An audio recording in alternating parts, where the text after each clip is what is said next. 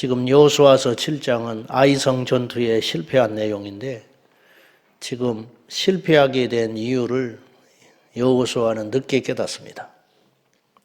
이 세상에는 분명히 어떤 좋은 일도 이유가 있고 나쁜 일도 원인이 있습니다. 그 원인을 제거하지 않으면 그 문제는 계속 힘들어지고 꼬여지고 인생이 파괴되는 것입니다. 우리 하나님은 살아계시고 또한 우리 인간처럼 부정과 더러움과 악이 전혀 없으신 분이기 때문에 우리 하나님이 하시는 일에 대해서는 이렇다 저렇다 함부로 말 올릴 수도 없을 정도로 그분은 정밀하시고 공의로우시고 정확하신 분이십니다.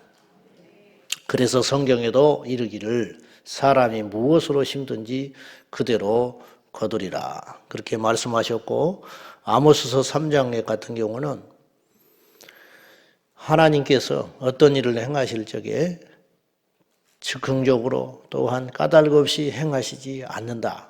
이제 그걸 비유로 말씀하시기를 하나님께서는 어떤 일들을 행하실 때 선지자에게 알리지 않고 행하시는 법이 없다. 이제 이걸 이제 이단들이 함부로 가져가지고 자기들의 교주가 마치 하나님께 특별한 계시를 받은 자처럼 행세를 하지요. 좀 다른 이야기입니다만은 우리가 특별하다 그렇게 여기는 순간 교만이 찾아와요. 그래서 이단의 교주들이 처음에는 다 성령으로 시작하고 말씀을 많이 알고 사람들이 모여들고 사람들이 칭찬을 하니까 자기가 특별한 줄 알아요. 자기가 병을 고치는 줄 알고 자기가 말씀을 잘 전하는 줄 알고 자기만이 특별한 계시를 받은 걸로 착각해가지고 그때부터 교만의 길을 걷고 또 주변에서 자꾸 마귀에 속한 자들이 부추기죠. 그래 나중에는 돌이킬 수 없는 그런 무시무시한 멸망의 길로 가고 마는 거지요. 그 말씀은 그렇게 해석할 것이 아닌데, 근데 이제 그 말씀을 설명하시면서 이제 이런 예화들을 이제 말씀을 하셨어요. 아모스 선지자를 통해서 새가 퍼더덕거린다. 그 이유가 없이 둥지에서 새가 퍼더덕거리겠냐? 사자가 울부짖는다. 사자가 그냥 울부짖겠냐? 뭔가 문제가 있기 때문에 먹이를 잡을 때 울부짖고 그런 일이 있었기 때문에 그렇듯이 이 세상에도 어떤 일이 일어난다는 건 그냥 일어난 일이 아니다. 이제 그렇게 주님이 말씀을 하신 거예요. 철옹성 여리고성을 하나님이 주신 계략으로 순종하여 기적적으로 여리고성이 무너졌어요. 있을 수 없는 일이 일어난 거예요. 근데 그런 큰 승리도 이유가 있었어요. 그건 뭐냐? 무기가 좋아서 그랬던 게 아니에요. 전략이 좋아서 그런 게 아니고 단 하나밖에 없었어요. 믿음. 믿음으로 순종했을 때에 철옹성 여리고도 무너졌습니다. 당연히 이스라엘은 이 큰 승리 앞에 사기가 하늘을 찔렀을 것이고 이제 자신만만했을 거예요. 그래서 그 다음으로 맞닥뜨린 성이 아이성인데 아이성은 여리고성과 비교하면 너무 쉽게 정복할 수 있는 성이었어요. 방심했다 그런 뜻도 되지만 그래서 이제 전심전력을 하지 아니하고 2-3천 명만 보내요. 먼저 정탐꾼을 보냈더니 그 성을 둘러보고 와서 하는 말이 사실은 이치에 있죠. 너무 큰 병력을 동원해가지고 장언성을 치는 것도 사실은 지혜로운 것은 아니니까 이 성은 그리 크지 않고 견고하지 않으니까 그리고 그들은 이제 소문을 듣고 오금을 절였을 거 아니에요. 그러니까 2-3천 명만 올라가서 큰 전쟁을 치렀으니까 올라가서도 충분할 것 같습니다. 승리할 줄 알았어요. 100% 승리할 줄 알았어요. 그런데 뜻하지 않는 결과가 나왔어요. 큰 실패를 한 거예요. 그리고 사실은 살상은 5절에 보시면은 36명쯤 죽었어요. 그러니까 2-3천 명 중에 전쟁을 치르다가 36명이 죽었다. 뭐 큰 희생이기도 하지만 더 중요한 것이 있는데 이로 인하여 사기가 꺾여버렸다는 거예요. 그래 마음이 확 녹아지게 돼요. 자, 5절 한번 봐요. 자, 이렇게 표현했습니다. 자, 시작. 아이 사람이 그들을 36명쯤 쳐 죽이고 성문 앞에서부터 스바림까지 쫓아가 내려가는 비탈에서 쳤으므로 백성의 마음이 녹아 물같이 된지라. 36명이 죽어도 사기가 꺾이지 않으면 전쟁은 또 할 수 있어요. 3,000명이 죽어도 다시 해보자고 덤벼들면 다시 시작할 수 있어요. 문제는 36명이 죽었는데 이스라엘 백성들이 마음이 두려움에 빠져가지고 확 녹아버렸다는 게 문제지요. 이게 이제 큰 문제라는 거예요. 사람이 시험에 들면 마음부터 흔들려요. 마음에 낙심과 절망이 찾아오면 티끌도 큰 태산처럼 보여요. 그러나 우리 안에 확신과 담대함이 생겨서 성령이 함께 하시면 태산도 아무것도 아닌 것처럼 보이는 거예요. 근데 이 마음이라는 게 억지로 되느냐 이 말이죠. 이 마음에 주님이 창조하신 부분이 이 마음이기 때문에 우리의 마음을 항상 잘 지키고 간직하라고 성경은 끊임없이 이야기하고 있습니다. 우리 사랑하는 성도 여러분, 우리 마음속에 성령님이 함께 하시고 말씀이 주장하셔서 우리 마음속에 죄가 떠나가고 우리 마음속에 근심이 떠나가고 우리 마음속에 악이 떠나가고 그 자리에 성령님과 말씀과 믿음이 통치하고 지배하는 우리의 심령이 되기를 예수님의 이름으로 축원합니다. 그 마음을 지키라. 무릇 세상에 지킬 만한 것이 많지만은 마음을 굳게 지키라고 성경은 이야기하고 있어요. 성을 지키는 것이 무서운 것 같지만은 내 마음을 지키는 것이 더 힘들고 어려운 것이다. 그렇게 이야기하고 있어요. 이제 갈수록 우울증이 많아지고 갈수록 정신질환이 많아지고 갈수록 외톨이 은둔하는 사람들이 많아지는 것은 지금 세상에 비하면 옛날에 비하면 얼마나 풍요롭고 잘 먹고 잘 살게 됐어요. 그런데 왜 그러느냐? 마음을 지키지를 못해서 마귀는 이 시대에 마음을 집중으로 공격하고 있다는 걸 깨달아야 되는 것입니다. 그 마음을 지키는 것은 오직 믿음밖에 없어요. 정신병원에서 지켜주지는 못해. 세상 사람들이 뭐 자기 개발서를 읽고 아이캔도이 백날 해봤자 마음이 지켜지지 않아요. 우리 마음은 주님이 지켜주셔야 되는 것이죠. 아무것도 염려하지 말고 오직 모든 일에 기도와 간구로 너희 구할 것을 감사함으로 하나님께 아뢰라. 그리하면 모든 지각에 뛰어나신 하나님의 평강이 너희 마음과 생각을 지키시리라. 우리 인생에 두려움이 올 때, 어둠이 밀려올 때, 죄가 밀려올 적에 내 마음을 내 뜻대로 움직일 수 없을 때 하나님께 나와서 염려와 근심을 내려놓고 오직 기도할 때에 하나님께서 우리에게 빛을 보여주시고 길을 보여주시고 우리와 함께 하시는 확증이 나타나게 되는 줄로 믿습니다. 여호수아도 사람이었습니다. 이렇게 큰 승리를 이루었지만은 백성들이 무너져가고 사이가 떨어지는 걸 보고 본인도 마음이 녹아져 내렸어요. 그래서 옷을 찢고 여호와 궤 앞에서 땅에 엎드려 머리에 티끌을 뒤집어쓰고 밤새껏 날이 저물도록 원망하고 근심하고 걱정하고 있는 장면이 오늘 성경에 나와요. 자, 7절 보겠습니다. 다 같이 시작. 이르되 슬프도소이다. 주 여호와여 어찌하여 이 백성을 인도하여 요단을 건너게 하시고 우리를 아모리 사람의 손에 넘겨 멸망시키려 하셨나이까. 우리가 요단 저쪽을 만족하게 여겨 거주하였다면 좋을 뻔하였나이다. 이 가나안 땅에 들어오지 않고 두 지파 반은 이미 요단강 동편 가나안 땅에 들어오기 전에 이미 풍족한 땅을 그리고 만족할 만한 소득을 갖고 있었어요. 그럼 두 지파 반만 그랬겠냐? 그들은 너무 많아서 그랬지 다른 지파들도 역시 충분히 살아갈 수 있을 만한 재산이 모아졌어요. 그러니까 안 건너도 됐습니다. 근데 괜히 건너가지고 우리가 이 지경이 되었나이다. 하나님께 원망하는 거예요. 36명이 죽었다고. 36명이 적다는 말은 절대 아니에요. 그러나 전쟁을 하다 보면 죽기도 하고 살기도 하고 실패하기도 하는 것 아닙니까? 근데 꺾여버렸다는 거죠. 그때 하나님께서 찾아오십니다. 뭐가 뭔지, 왜 넘어졌는지, 왜 실패했는지, 이유가 무엇인지 알지도 못한 채 부르짖고 있는 여호수아에게 주님께서 찾아오셨어요.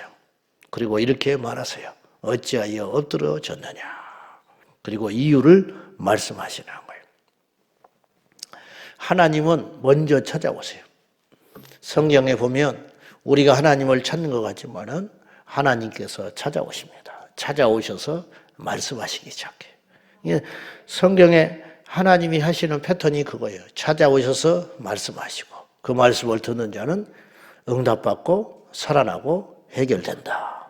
그러면 그 주님이 성경 속에만 갇혀있냐 이 말이에요. 지금도 그런 일을 하신다 이 말이에요.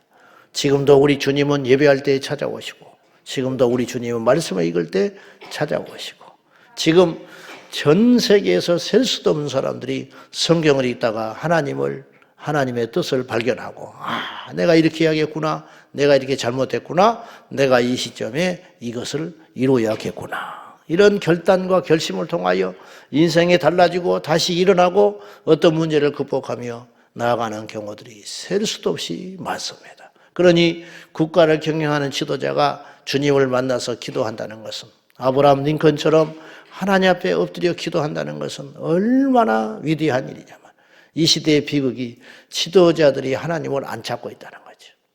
그러니까 불안불안한 것이지. 누가 됐든지 간에 하나님을 경외하고 하나님을 찾는다. 집안의 호주가 하나님을 찾는다.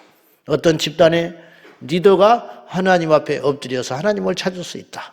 국가를 경영하는 자가, 어떤 기업을 경영하는 자가 하나님께 때때로 나와서 엎드려 하나님께, 우리 인간의 힘으로 떨쳐나갈 수 있는 문제들이 너무너무 많으니까 그럴 때마다 우리 하나님께 엎드리면 주님께서 반드시 찾아오시사 우리에게 어떤 일을 이루시고 행하신다, 그런 말씀입니다. 하나님은 살아 계시기 때문에 그렇습니다. 왜 실패했겠냐? 왜 여리고 성도 무너졌는데 작은 성 아이성을 왜 실패했겠냐? 원인이 있는데 죄 때문이다. 죄. 그리고 그 죄를 찾아서 척결할 것을 주님께서는 명령하셨어요. 자, 여리고 성을 전투할 때에 하나님께서 명하신 것이 있는데, 금과 은과 일부는 여호와께 돌리고, 그것도 나눠서 가지라는 게 아니에요. 훗날을 위해서 모아놓고 여호와의 창고에 드리고, 나머지 거 가축이나 사람이나 심지어는 어린아이까지 여리고성을 들어갈 때에 모두 척결시켜버려라. 아말렉과 전쟁을 하러 갈 때에 하나님께서 사무엘을 통하여 사울에게 명령하신 것처럼 모두 다 멸절시켜라. 근데 이게 그렇게 어려운가 봐요. 사실은 우리도 그럴 수 있어요. 이게 이렇게 어려운 거예요. 온전히 순종하기가 이처럼 어렵다. 사울도 순종한 듯 싶으나 100% 순종은 아니었어요. 그리고는 다 얼마나 아깝겠습니까? 거기에 뭐 화려한 물건들, 그리고 처음 접해본 전쟁이고 처음 얻은 승리의 노획물이잖아요. 이제 나중에 보겠지만은, 나중에 아이성 전투를 할 때는요, 하나님께서 다 가지라고 그래요. 당신이 하나도 안 취하셔요. 근데 여리고성은 첫 성이라, 첫 성은 여호와께 돌리라 이 말이에요. 그래서 전부 하나님께 돌려라. 하나님께 돌린다는 표현이 무슨 말이냐면 다 불살라 없애는 거예요. 자기의 소유로 갖지 않는 거예요. 얼마나 아까웠겠어요, 사실은. 근데 그걸 순종했단 말이죠. 근데 한 사람이 불순종했어요. 그 사람이 누구냐? 아간이었어요. 그가 가져간 물건은 대단한 물건이 사실 아니었어요. 자, 21절입니다. 한번 봅시다. 이제 뽑혔어요. 이 사람을 제비 뽑고 했더니 아간이 범죄한 자로 드러났습니다. 21절 시작. 내가 노력한 물건 중에 시날산의 아름다운 외투 한 벌과 은 200세겔과 그 무게가 50세겔 되는 금덩이 하나를 보고 탐내어 가졌나이다. 보소서, 이제 그 물건들을 내 장막 가운 땅 속에 감추었는데 은은 그 밑에 있나이다 하더라. 시넬산 외투 한 벌, 은 200세겔, 그리고 50세겔의 금덩이 하나. 대단해 보이지만은 그 얻은 노획물 산더미같이 모아서 불살라버린 노획물로 보면은 별것 아니었어요. 근데 그것을 감춰놨다. 이스라엘 전체 공동체로 볼 때 죄는 티끌 같았으나 그 티끌 하나로 온 이스라엘이 이 고통을 받는 거예요. 하나님은 죄를 그냥 넘어가시지 않아요. 의에도 상이 따르고 죄에도 반드시 피를 남기게 하시는 거라요. 죄의 삭선 사망이라 했어요. 정말로 이스라엘 백성들이 이 큰 전쟁을 치르는 데 있어서 엉뚱한 데서 이 문제가 발생했듯이 우리도 마찬가지일 수 있어요. 저나 여러분이나 우리를 삼가 조심하여 작은 죄가 이 쯤은 괜찮을 것, 이 정도는 남들도 다 그러는데 그렇게 무심코 행한 죄가 우리 인생의 발목을 크게 잡을 수 있다는 걸 깨닫고 날마다 악은 멀리하는, 악은 모양이라도 갖추지 않는 저와 여러분이 되기를 예수님의 이름으로 축원합니다. 거룩이 전쟁하고 무슨 상관이 있겠습니까? 길갈에 요단강 건너서 도착한 이스라엘에게 하나님께서 명령하신 게 무엇이라고 그랬어요? 할례를 행하라. 할례를 행하는 건 바보 같은 짓이에요. 전쟁을 앞두고 할례를 행한다. 여리고성을 앞두고 할례를 행한다. 그때 역으로 공격당하면 다 죽는 거예요. 근데 이들이 순종했잖아요. 이렇게 큰 순종을 했는데 이 할례를 한다는 것은 구별됨, 거룩함으로 무장했다는 뜻이거든요. 그렇게 거룩함으로 전쟁의 승리를 이뤘는데 아이성 전투의 실패는 제2에 있었다. 똑같아요. 인생이 전쟁이에요. 일상 살아가면서 인생이 전쟁이라고.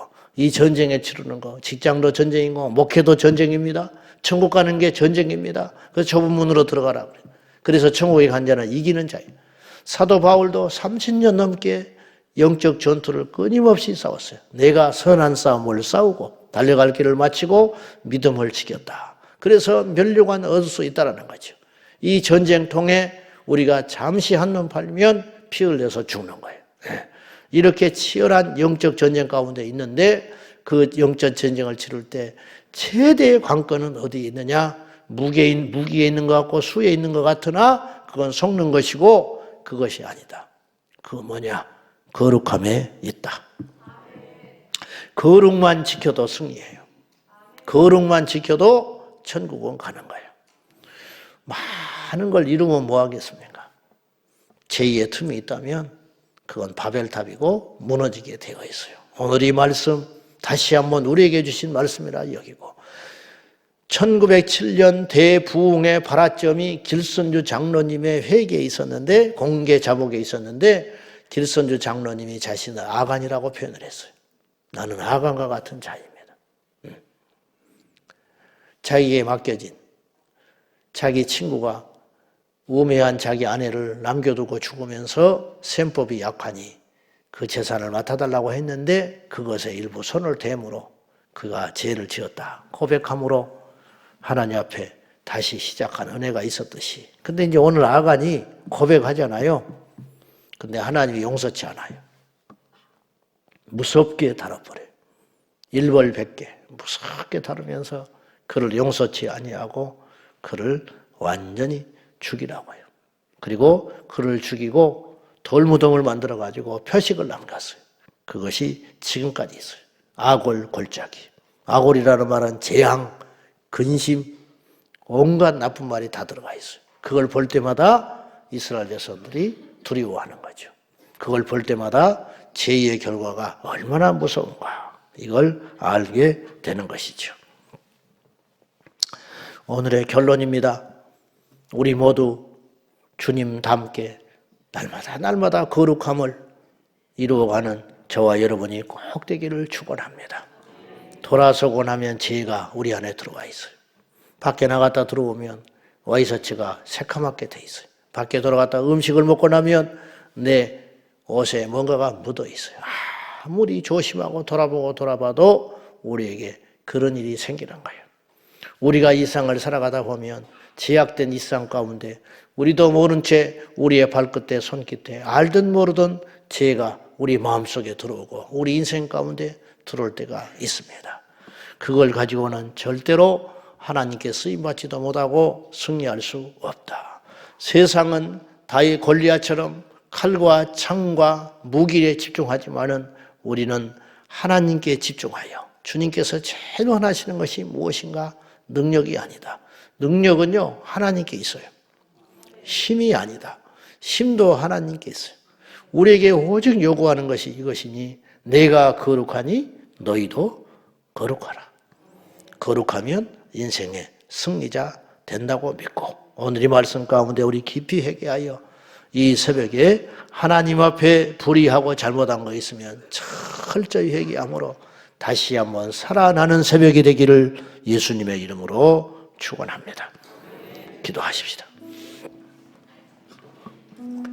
이 시간에 기도하실 적에 아이성 전투에 실패한 것은 전략이 없어서도 아니고 수가 부족해서가 아니고 지략이 부족해서가 아니라 부정했기 때문이다. 우리 인생의 실패는 바로 그 죄 때문에 일어나는 일이라고 여기고 주여 우리의 입술과 마음과 생각과 우리 행위 가운데 죄가 낱낱이 기억나게 하사 주님 앞에 이 새벽에 은밀히 행한 모든 죄악들도 철저히 회개함으로 회복되는 밤이 회복되는 아침이 되기를 위하여 우리 다 같이 기도하겠습니다. 살아계신 아버지 하나님이여, 우리를 긍휼히 여겨 주시사 눈을 열어 우리의 상태를 보게 하시고 귀가 열려 하나님의 음성을 듣게 하여 주셔서 아버지 하나님, 우리 인생의 전쟁터 가운데 우리의 죄악이 우리의 발목을 잡을 때가 너무 많습니다.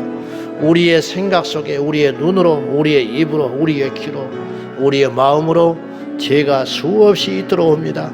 주의 말씀 앞에 우리가 거룩하게 세선받아서 입술로만 거룩을 말하지 아니하고 성도라 말하지 아니하고 우리 모두 진정한 거룩한 주님의 성도들 백성들이 되어서 아버지의 이름을 우리가 영화롭게 할 수 있도록 도와주시고, 아이성 전투처럼 우리가 이 땅에 수없는 전쟁을 치를 적에 삼가 조심하여 탐욕을 물리치고 우상을 멀리하고 아버지 앞에 뜻대로 나아갈 수 있도록 도와주옵소서.